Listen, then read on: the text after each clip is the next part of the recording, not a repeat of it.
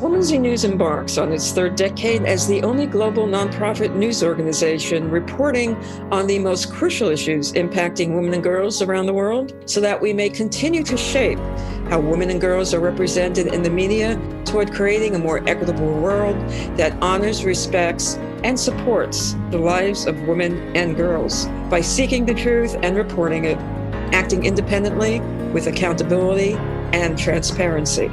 Thank you for tuning in.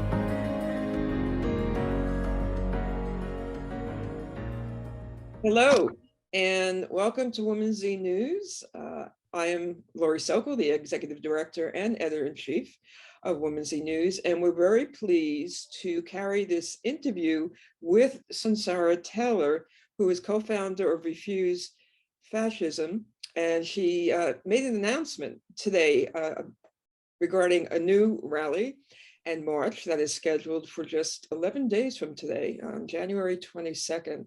So she's here to tell us about why this rally, why January 22nd, and why she views it as important. So welcome, Sunsara. Lori, I'm so happy to be with you and everybody with Women's Z News. It is a really historic launch that we have done, and I say we because you're part of it with me, and a number of other people, we'll talk about that too, from very different political perspectives, who are saying, it is time. It is time for the people of this country, women and others, to stand up and wage a massive fight, a serious, relentless, determined fight, society-wide resistance aimed at defeating the really horrific existential threat posed to women's right to abortion and their very humanity, with the Supreme Court poised and expected by every commentator, everybody who watches the courts, everybody who's watched the growing assault on abortion rights over decades, is recognizing that the Supreme Court is poised and the fascist majority on it is ready to gut or outright overturn Roe v. Wade by late spring, and this has to be stopped. So tell me why we have, for those who are supportive of reproductive choice, we do have elected officials, right? Democratic elected officials, of course, our president, vice president, others in the House of Representatives, et cetera, which is a majority. Why are we not leaving it up to them, since we did elect them, to fight this fight for us and to ensure that our rights are instilled in that women's, reproductive rights continue?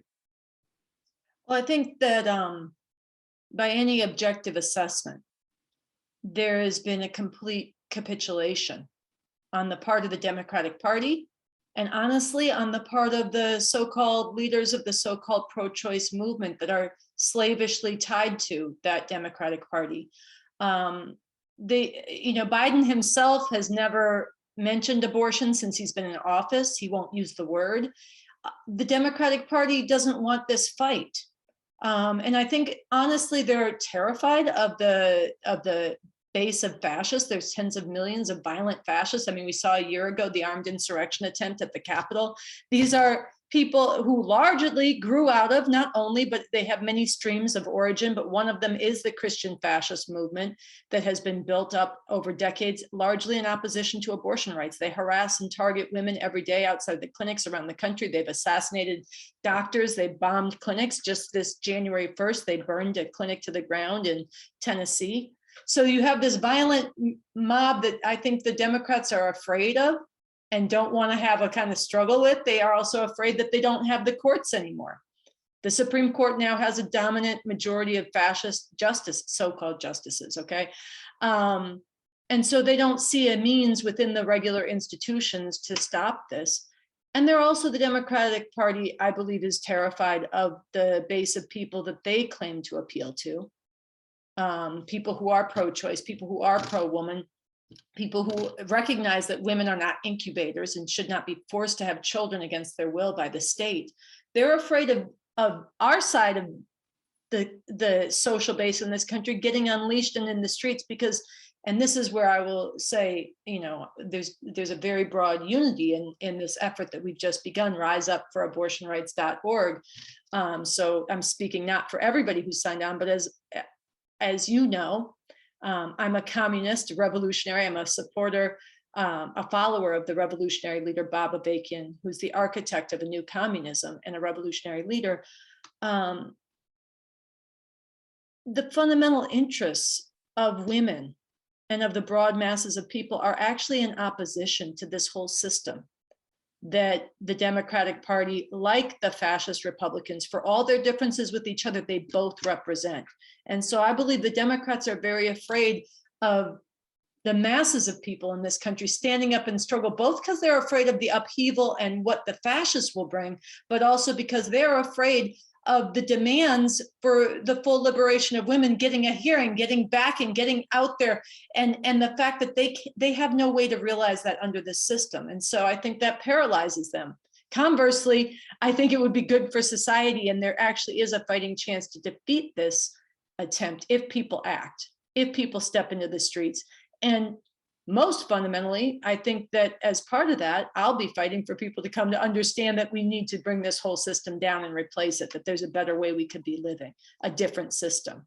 But that'll be part of the debate as we go forward. The struggle, Rise Up for Abortion Rights, is people who range from very different perspectives on that. But whatever perspective, it's objectively the case, and no one can dispute this, that there is a capitulation on the part of the Democratic Party. So why exactly now? Did you come out, make this announcement, come out with this website that first came up today, RiseUp4AbortionRights.org? Why now? I do know that January 22nd, which is the planned day of the rally at the Supreme Court, is also the anniversary of Roe v. Wade, which I understand that, but why now as opposed to a few months from now? Or after the midterm elections? What is it about this timing for you? Well, I think the purpose is to actually preserve abortion rights, to not by late spring, the Supreme Court is supposed to issue a verdict. There's an abortion ban, an extreme unconstitutional abortion ban out of Mississippi, bans abortion at 15 weeks. It's in violation of Roe v. Wade, which is the 1973 decision that established abortion rights nationwide. The Supreme Court heard this case, I believe in October. They heard this case, and the majority of judges, who now 3 of them appointed by Trump, are fascist judges, Christian fascists and theocrats, and woman haters, to be real, indicated that they are going to uphold this Mississippi ban. So one way or the other, this is going to be a radical shredding of women's fundamental rights. And this has got to be stopped. And the whole idea of doing this now is to prevent a great horror. That's the first line in this statement on the RiseUp4AbortionRights.org with the number 4, RiseUp4AbortionRights.org website says, now is the time for everybody who believes that women are human beings, not incubators, to act to prevent a great horror. And the idea is that through mass struggle, what seems impossible can be made possible. You can actually, when people stand up from below in massive numbers, not symbolically for a day and go home, but day after day, relentlessly in the arts, in the sciences, on the campuses, in the streets, in creative and determined and unbreakably determined, uncompromising resistance and struggle, you can start to set terms that the rulers and the ruling institutions have to respond to your demand, rather than sitting there like the Democratic Party and the mainstream pro-choice leaders overwhelmingly are doing, and saying, well, we don't have the courts, there's nothing we can do but lose this right. Let's plan to win it back over 40 years, which is literally what the New York Times wrote. It's what Kitty Colbert, who's a very major pro-choice legal figure and leader, said, well, we have no options. We don't have the court. We have to just surrender and work our way through the legislation over 30, 40 years. Never mind the millions of lives that'll be shattered and foreclosed in the meantime. Rather than accepting the limits that this system puts on us, we have to get out there and change what they have to deal with through our mass struggle. And I think in this regard, you and I were talking the other day, and I love this quote from a leader of the women's strike in Poland, where they waged really relentless, society-wide, disruptive struggle against the further restrictions on abortion there that really not only rocked that country, but inspired the world. And at a certain point, one of the leaders there said, you know, and the article noted that she said this with a wry laugh. She said, you know, it must be hard to try to rule the country when someone else is setting the agenda. And we've seen that when people rise up and struggle, then the rulers have to respond to our agenda. And I think rather than the poverty of imagination and the craven capitulation to the fascists who are dominating this system, which is mainstream in the so-called women's movement right now, what we need is the daring, the determination to change the terms in society and for us to set the agenda. And that happens from below. And it happens in direct opposition, not only to the fascist assault on women, but in opposition to the capitulationism that is so deafening and suffocating to people's desires. I know, and you know, that there are tens of millions of people in this country who remember what it was like before Roe v. Wade. There are people who buried their friends, who went looking for their bodies, who found these women in back alleys, in their bedrooms, bleeding out, in the emergency rooms. Were filled with women who had botched illegal abortions and died. It's filled with women who survived that. There are people who remember this, who need to get out there and struggle. There are young people whose future is on the line, who have no idea, some of whom do know what's at stake and they're furious, but they don't see a vehicle to act. And many of whom don't understand what's at stake because no one's sounding the alarm. And that's the capitulationism that's saying, don't worry so much, we can do this, we'll just vote next election, blah, blah, blah. No, we're sounding the alarm and we're going to rouse these people, the millions who remember before Roe, the millions of young people, the artists, the intellectuals, men as well as women, differently gendered people, everybody who loves justice, who wants a future where women are not treated as incubators and property of the state, needs to stand up. And through our struggle, we need to change the terms and set terms that every other force has to respond to. And that's been done before in history on the liberation of women. And it's been done just 2 years ago. We saw this in the massive struggle against white supremacy and police murder and terror that took place after the murder of Breonna Taylor and George Floyd by the police. What seemed impossible the day before became possible through the struggle of the people. And this is something that has to take hold now. So that's a long answer, but this is why we're doing it now. And this is why everybody listening should go to RiseUp4AbortionRights.org and read this statement, add your name to it, and become an organizer with us. Be in DC on January 22nd in front of the Supreme Court on this anniversary to make sure this is not the last anniversary of the right to abortion. And join with us on International Women's Day, which will be a next day nationwide for protests in every city and town across this country to stand up and begin that process for real, aiming really at bringing all of society to a halt and making clear that this right will not be taken away. Women are not going to be enslaved and slammed backwards. And if the court thinks they can get away with that, they have not seen the fury of women unleashed yet. There's not a guarantee we'll succeed, but we have a fighting chance, and this is our chance, and we have to take it. And March 8th is the day that International Women's Day, where you plan again to be to have a rally at the Supreme Court as well as other locations.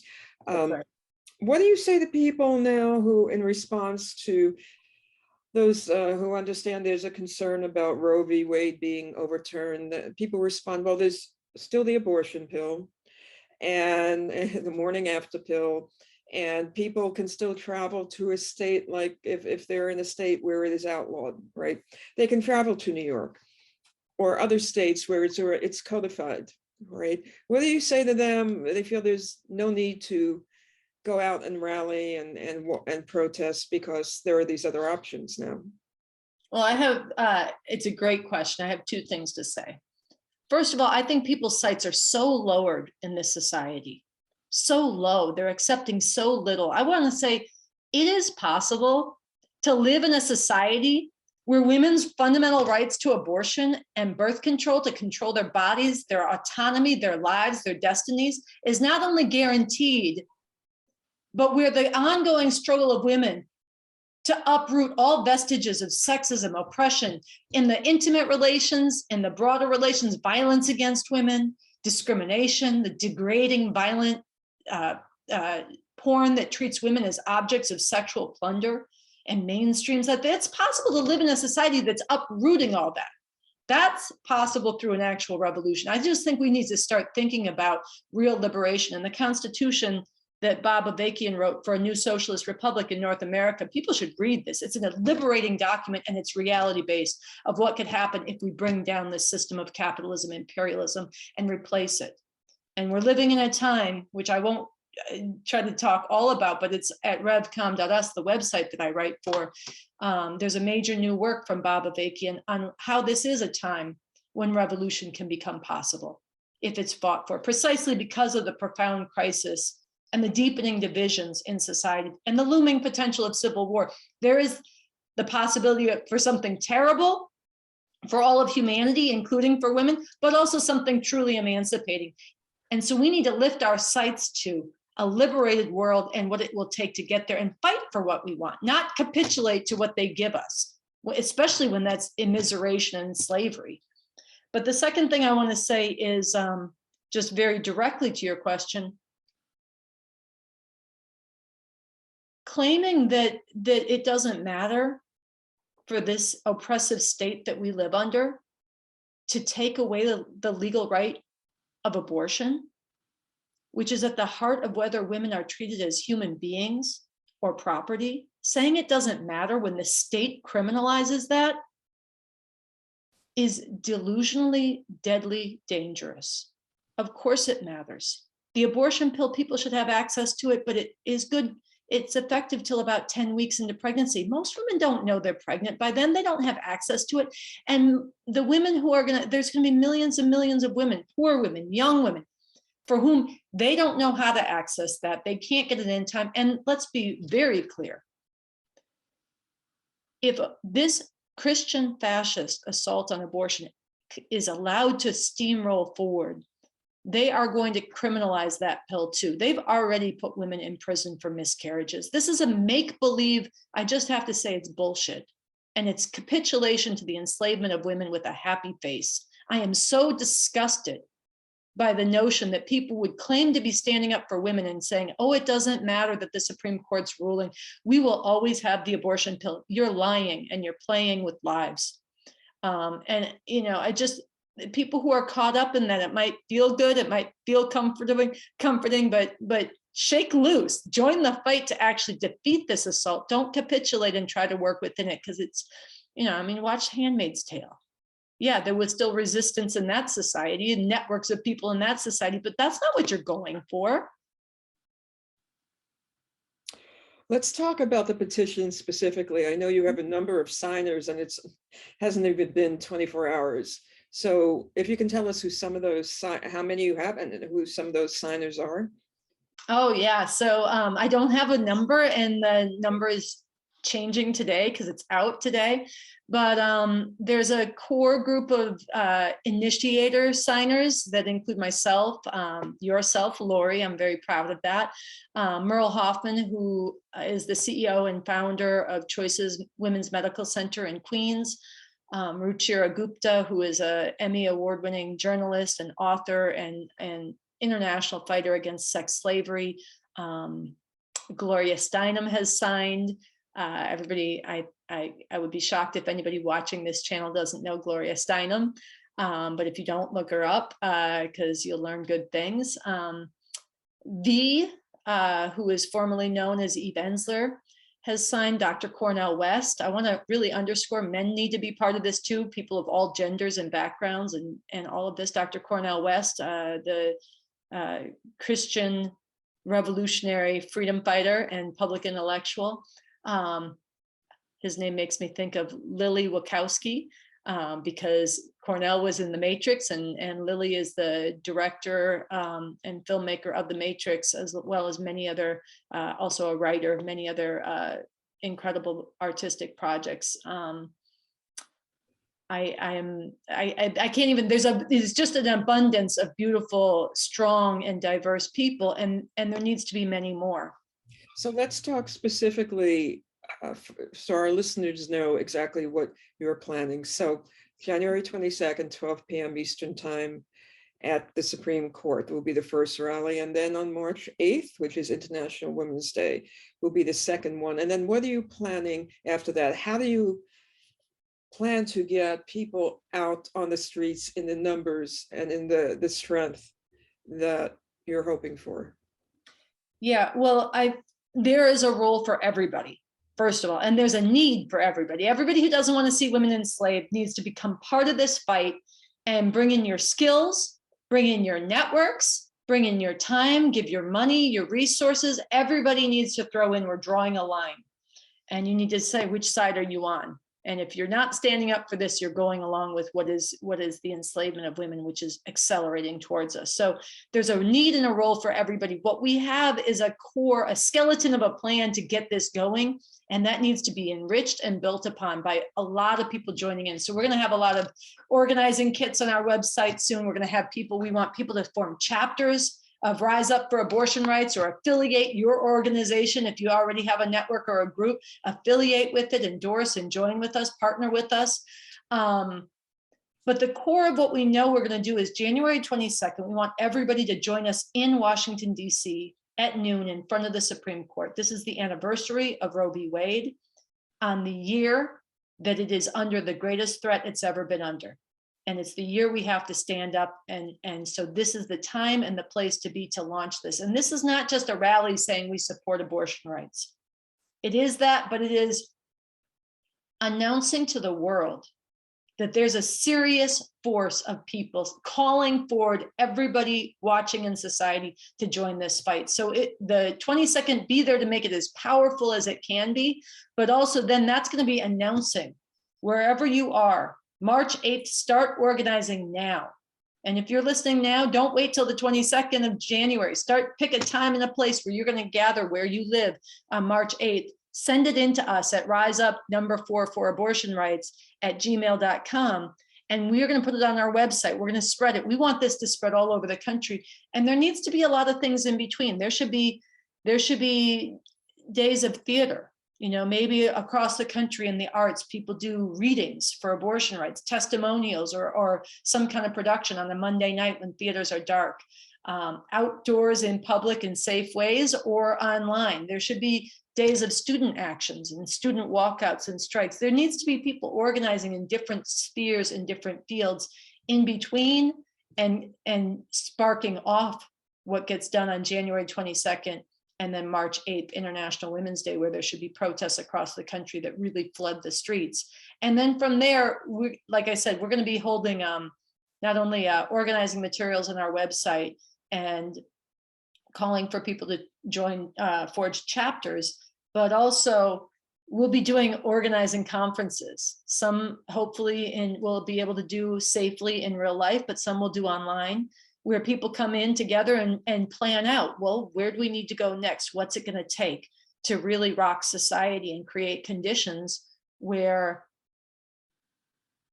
we bring the society to a halt and say, no, over our dead bodies, you know, we're not going to lie down for the enslavement of women. And I want to say, you know, people have to put it all on the line now to stop this, because if we lose this, they're going to take everything anyhow. And it's on the oppression of women, but it's also the overall fascism that this assault on abortion is an integral part of.